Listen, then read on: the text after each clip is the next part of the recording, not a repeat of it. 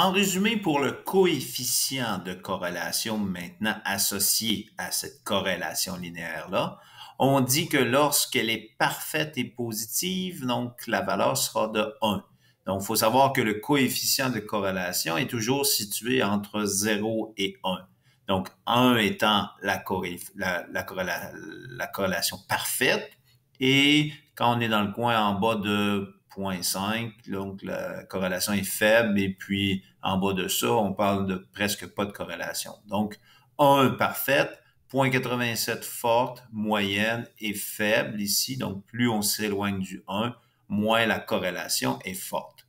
Maintenant, pour ce qui est du signe de la corrélation, ben ici, elle est parfaite, mais positive, hein, parce que le nombre ici est positif, donc le 1 est positif.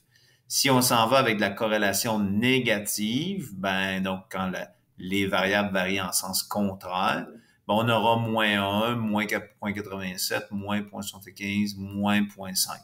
Par contre, au niveau de la force du lien, donc moins 1, c'est parfait, et 1, c'est aussi parfait. Donc, la force du lien n'a pas de lien avec le signe. Okay? Donc, 0,87 ou moins 0,87, le lien est aussi fort entre les variables. C'est juste que lorsqu'il est négatif, les variables varient en sens contraire.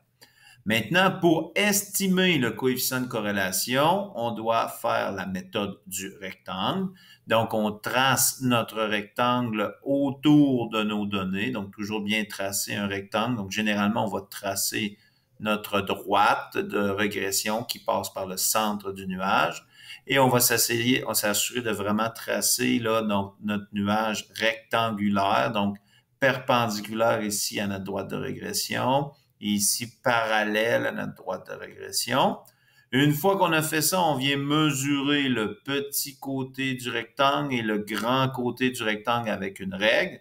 Donc, il faut s'assurer de tracer notre rectangle avec une règle, bien sûr, mesurer le grand et le petit côté, faire notre calcul, et on vient choisir le signe ici en fonction de si la corrélation est positive ou négative. Si mon nuage de points est situé selon cette orientation ou celle-ci. Donc, le signe ici est vraiment choisi en fonction de la corrélation positive ou négative.